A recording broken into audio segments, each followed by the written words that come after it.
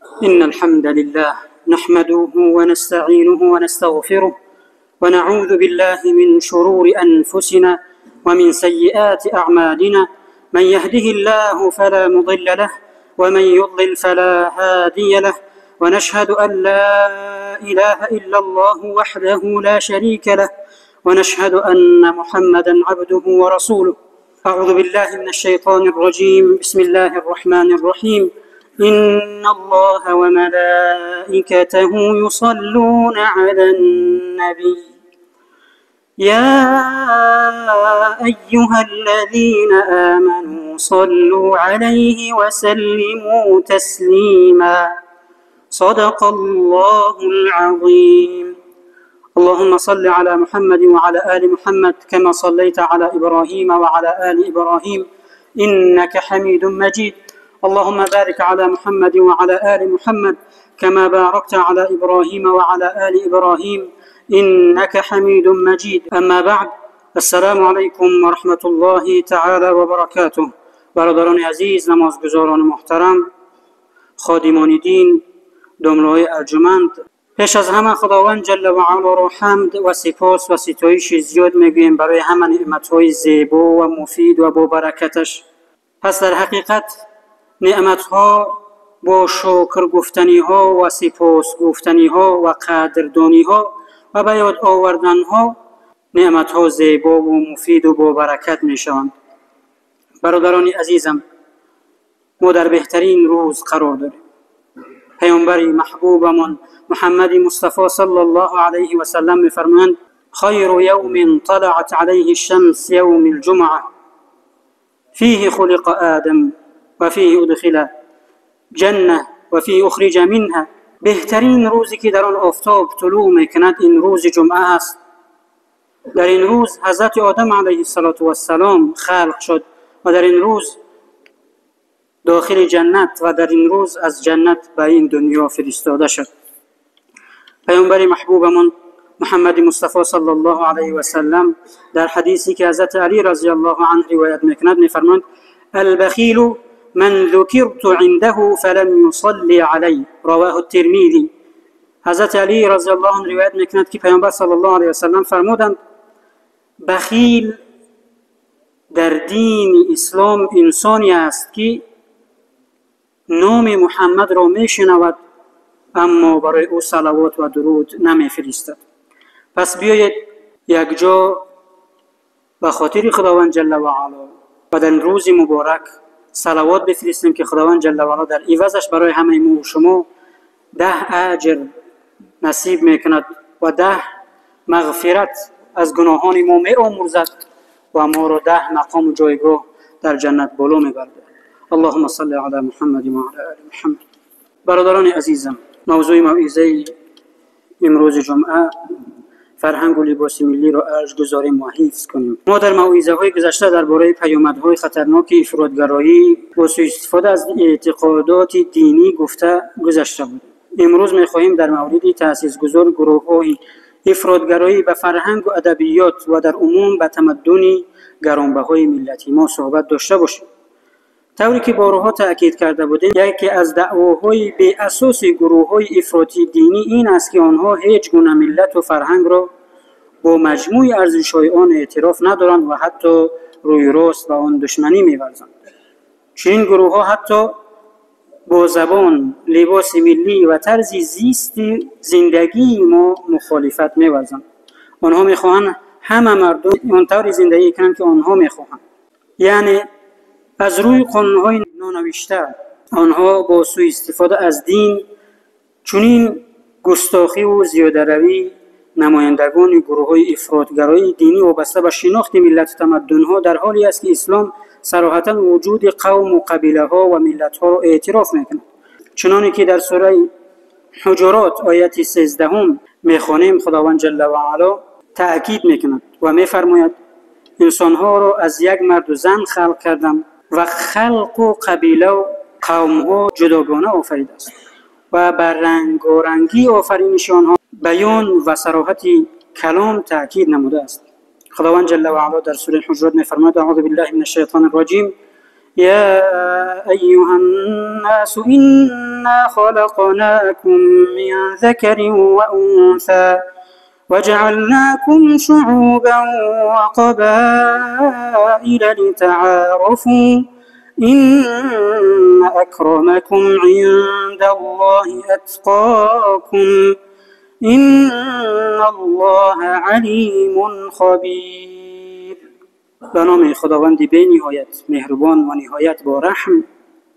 ای مردم، به درستی که شما را از یک مرد و یک زن آفریدیم و شما را قوم ها و قبیله ها ساختیم تا به یکدیگر شناس شوید و به درستی که نزدیکترین شما و کریمترین شما نزد ما انسان هایی هستند که تقوا و پرهیزگاریشان زیادتر است. دین اسلام در مسئله پوشش لباس جانبداری، اعتدال و میانه‌گرایی است. یعنی مسلمان ما نباید لباسی پوشند که نیم برهنه باشد، بدنش بتابد یا تنگ باشد و باعث شرمندگی باشد، و همچنین نباید لباسی پوشند که سیبسیا در فرهنگ ملی ما نیست. برادران عزیزم، چنانکه که شما می‌دانید مادران و بیبیان گذشته ما لباس‌های بسیار شیرین و بسیار زیبایی که در آن سطر عورت رعایت می‌شد، نمال‌های کلان سفید بالای سرشان می‌انداختند.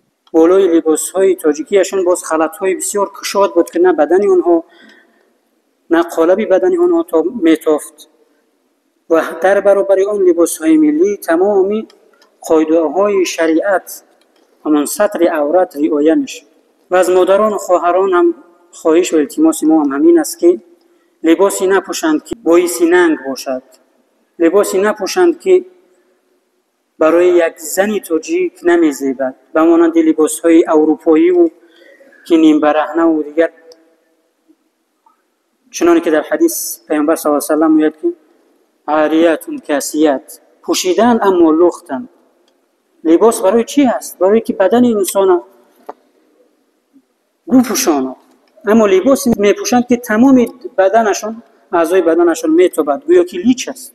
پس خداوند جل و علا ما شما را از خواهرانمان، از همسرانمان، از دخترانمان، از حیا و لباس آنها ما شما را میپرسد. به توجهی برای لباس‌های مادران که فرزندان و آیندگان ما شما را تربیت میکنند به توجهی نکنید. برادران عزیزم، ماه سپتامبر در کشور ما یک چند جشن مهم تجلیل شده ایستاده است، از جمله روز دانش، روز استقلالیت دولتی، روز رودکی و روز مولانا. اساسگزار ادبیات کلاسیکی تاجیک و فارس استاد رودکی 1100 سال پیش به ما و شما هشدار داده است: گر بر سر نفس خود امیر مردی، بر کور و کرر نقطه نگیری مردی. مردی نبود فتاده را پای زدن، گر دستی فتاده بگیری مردی.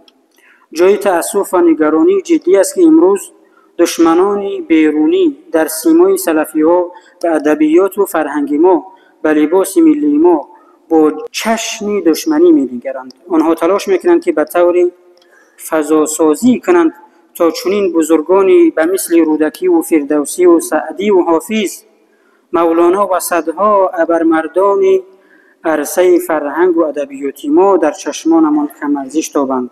پس امروز باید همان هشدار استاد رودکی همیشه در گوش‌هایمان صدا دهد که می‌فرماید: این جهان را نگر با چشم خرد. پیامبر محبوبمان محمد مصطفی صلی الله علیه و سلم در حدیثی که حضرت ابو هریره رضی الله عنه روایت می‌کند می‌فرمایند: عن ابی هریره رضی الله عنه ان رسول الله صلی الله علیه و سلم قال: اذا مات الانسان او اذا مات ابن آدم انقطع عمله الا من ثلاث: صدقة جارية او علم ينتفع به او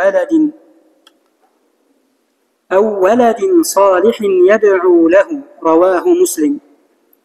از ابو هریره رضی الله عنه روایت است که پیامبر صلی الله علیه و سلم فرمودند: اذا مات الانسان انقطع عمله.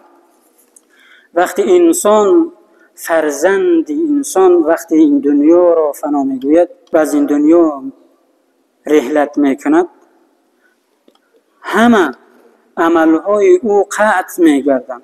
الا من ثلاث، بجز سه عملش که بعد از وفاتش هم به او میرسد. صدقه جاریه، صدقه جاریه کرده باشد، یک نیکی که بعد از سر او انسان‌ها، مخلوقات، حیوانات همه از او استفاده نیک کنند. یک درخت، یک باغ، راه ساخته باشد، یا مسجدی بنا کرده باشد، یا آبی برآورده باشد، یا از خود قرآنی گذاشته باشد که بعد از سر او آن را مطالعه می شود و خوانده می شود. صدقه جاریه یعنی هر عمل نیکی که بعد از سر انسان، بعد از وفات انسان، مردم به نیکی از او استفاده می کنند.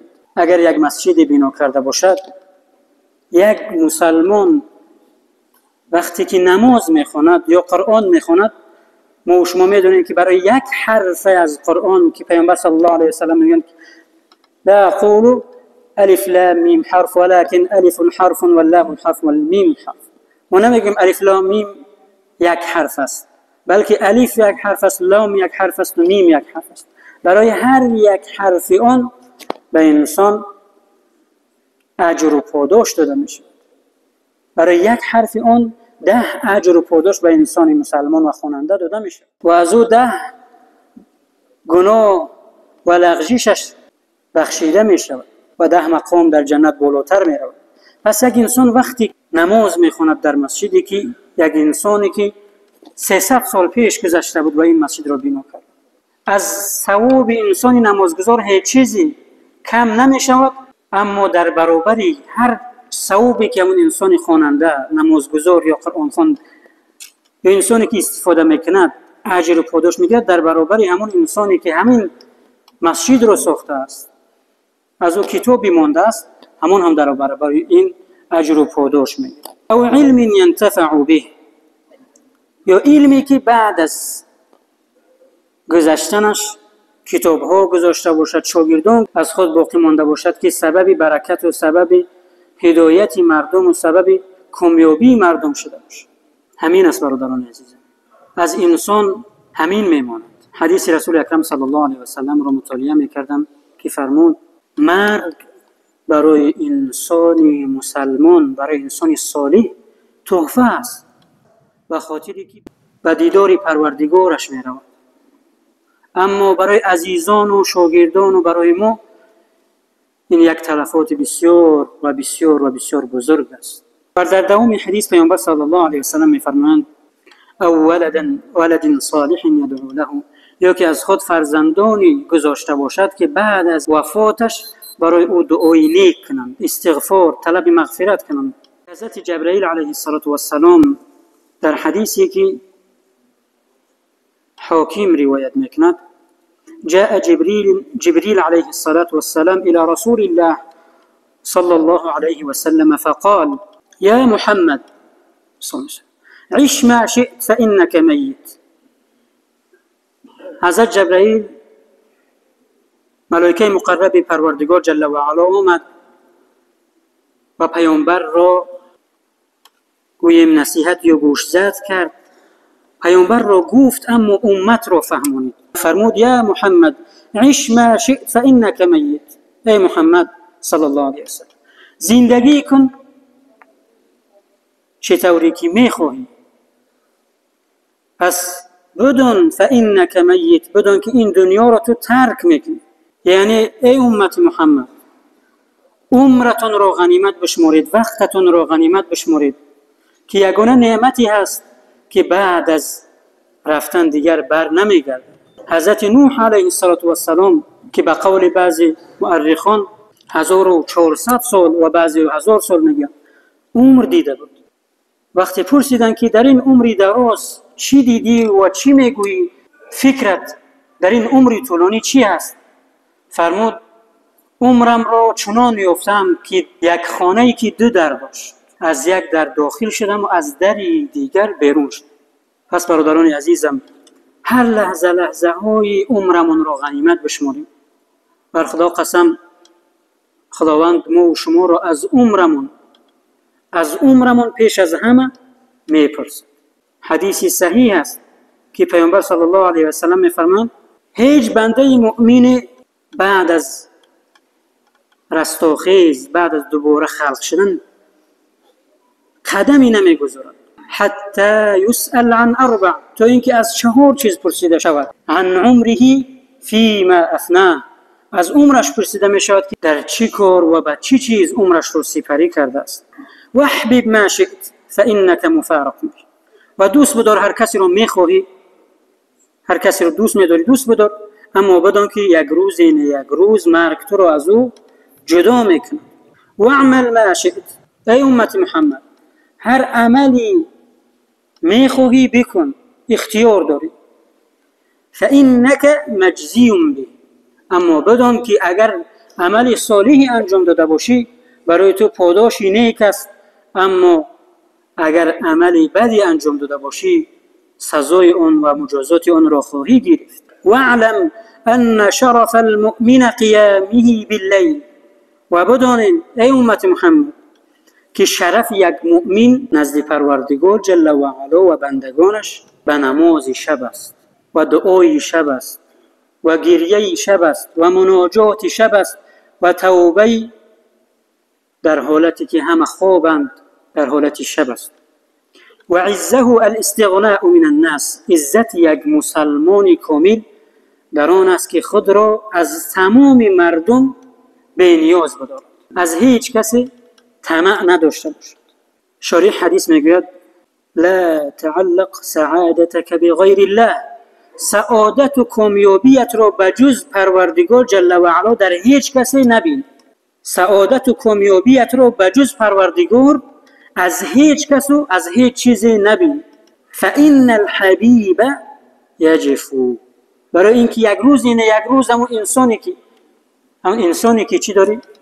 با اون محبت داری، یک فرزند جگرگوشه انسان است، یک پاره از انسان است. یک روز میبینی همون فرزند جگرگوشه میگه به همون انسان به غیر پروردگار به مخلوق چیکار نکن، میگه سعادتت رو کامیابیت رو در مخلوق نبین. اما بدان که فرزند، پدر و مادر، همسر، وطن، این همه امانت از جانب خداوند جل و علا است. تو پرسیده میشوی اما سعادتت رو در فرزندانت، در خانواده‌ات، در علمت، در رتبت، در مقامت، در جایگاهت نبین.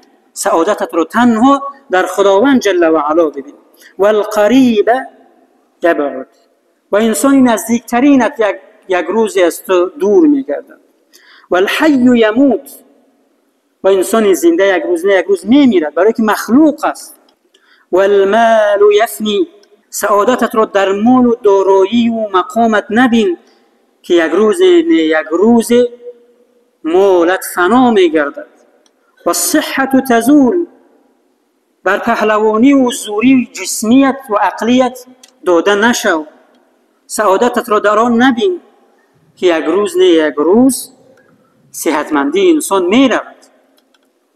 ولا یبقى الا الحی القیوم، همه چیز انسان میرود، عزیزش میرود، محبوبش میرود، مالش میرود، رتبهش، جایگاهش، خانوادهش، فرزندانش، همه او را ترک میکنند. اگر سعادتش را در خداوند ببیند پس در حقیقت خداوند حی و قیوم است، نمیمیرد و او در قبر تاریک با تو است.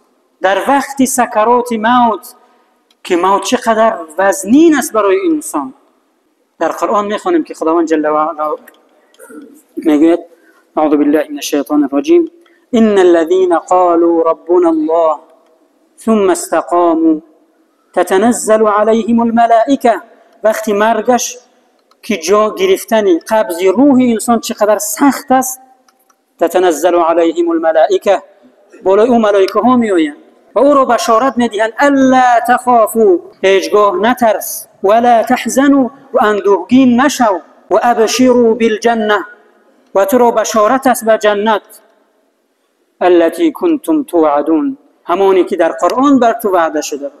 پس همون تمام وزنینی ها و سختی های مرگ در پیشش هیچ نمیشه. میبینی انسان با تبسم، با چهره کشاد این دنیا را پدرود میگیرد. ملائکه میگن نحن اولیاؤکم فی الحیات الدنیا و فی الاخره، ما دوستانی توییم در این دنیا و در قبر و در آخرت. ولکم فیها ما تشتهی انفسکم، و در جنت هر چیزی که اشتهای شما میآید در قلب و در ذهن شما میآید برای شما نصیب میگردد، برای شما آماده شده است. ولکم فیها ما تدعون، اون چیزی که از خداوند جل و علا برای انسان وعده داده شده است. در حقیقت برادران عزیزم، در اینجا حدیثی که 3 عملی که بالای انسان تمامی برکات و حسنات می آید و روزگی پروردگار را می آرد و از او تمامی عذاب و وبا و تمامی بلاهای فراگیر از او دور می گردد. 3 عملی که رفع بلا می شود و جلب تمامی برکات و روزگی پروردگار جل و علا. خداوند جل و علا در سوره هود آیت 117 می فرماید اعوذ بالله من الشیطان الرجیم وما كان ربك ليهلك القرى بظلم واهلها مصلحون. صدق الله العظیم. خداوند جل و علا میگوید ما برای هیچ قوم و هیچ ملت و هیچ مردم عذاب نمیفرستیم، اونها رو با عذاب امتحان نمیکنیم مگر اینکه در بین آنها و اهلها مصلحون، در بین آنها انسان‌های نصیحتگر باشد، انسان‌هایی که مردم رو بر راه اهدنا الصراط المستقیم راهنمایی میکنند، انسان‌هایی که همه زندگیشون برکت و سعادت است، گفتارشون نصیحت است، رفتنشون برای انسان‌ها الگو و نمونه است، نشستن و سخن گفتنشون برای انسان‌ها ادب و اخلاق می‌آموزد. خداوند جل و علا میگه ما هیچ قوم و هیچ گروه و هیچ ملت و هیچ مردمی رو عذاب نمیکنیم اگر بین آنها انسان‌های مصلح، پیش از همه صالح باشند، باید خودشون با تقوا و پرهیزگار باشند، باید خودشون صالح باشند، نکوکار باشند، انسان مفید و منفعتناک باشند و به همین کفایت نکنند، به همین صالح بدن خود، به نماز شب خود، به عبادت خود مغرور نشوند و به همین کفایت نکنند. پس مردم را نصیحت کنند، راهنمایی کنند. تا وقتی که ما و شما اگر همیشه فرزندانمون، عزیزانمون، جوانانمون رو، دوستانمون رو، یک مسلمان بالای ما حق داره، نصیحت کردیم و از کاری بد پیش رهی او رو گرفتیم، او رو نصیحت کردیم، او را به کارهای نیک راهنمایی کردیم، پس ما بهترین امت خواهیم شد. خداوند جل و علا میگه اعوذ بالله من الشیطان الرجیم کنتم خیر امت اخرجت للناس تأمرون بالمعروف و تنهون عن المنکر. شما بهترین امتید ای امت محمد صلی الله علیه و سلم اگر امر به معروف، راهنمایی به کارهای نیک، نصیحت و پند داشته باشید. تأمرون بالمعروف و تنهون عن المنکر، به کارهای نیک راهنمایی کنید و مردم را از کارهای بد، سخنهای زشت و فتنه ها باز دارید. اگر همین دو عمل در شما نباشد هیچ خیری در شما نیست. 2 دهه پیش مردم برای یک انسان را از راه بد گردانیدن و بر راه راست راهنمایی کردن هیچ حدیث و هیچ آیت و قول و آیت نمی گفتند، تنها یک سخن می گفتند: بچه جان او بول است نکن. تمام، با ما نیاز به همین سخن داریم، به همین نصیحت داریم. بچه جان او بول است نکن. نه آیت می گفت، نه حدیث می گفت، نه هیچ. تنها با همون اخلاص، با همون عقیده پاک، با همون خیرخواهی، نکوکاریش، با دل صاف، دلش می سوخت به فرزندان ملت، به جوانان ملت، دلش می سوخت به مسلمان. یک جوانی را میدید که تحقیر میکند، پست میگوید، ناجا میگوید، بچه جان او بول است. عالمان و گذشتگان ما و خصوصا مرحوم با رفتار خود، با کردار خود، با زندگی خود و صحابگان و پیامبر همه مردم را تربیه کردند و بهترین تربیه هم برادران عزیزم هم تربیه معامله است. وقتی خود نکو باشی فرزندت ببیند قهرمان همه فرزند است. و خداوند جل و علا در سوره انفال آیه 33 میفرماید و ما کان الله لیعذبهم وانت فیهم. ای مردم، ای مسلمانان، خداوند جل و علا هیچ ملت و هیچ گروه، هیچ مردمی رو عذاب نمیکند اگر تو ای محمد صلی الله علیه و سلم در بین اونها باشی. پیامبر هرچند که جسما در بین ما نیست، اما حدیث و سنت ها و زندگی نامه پیامبر صلی الله علیه و سلم در بین ما است. و به همین خاطر میگیم استاد الحمدلله امروز ما و شما رو نصیحت میکنند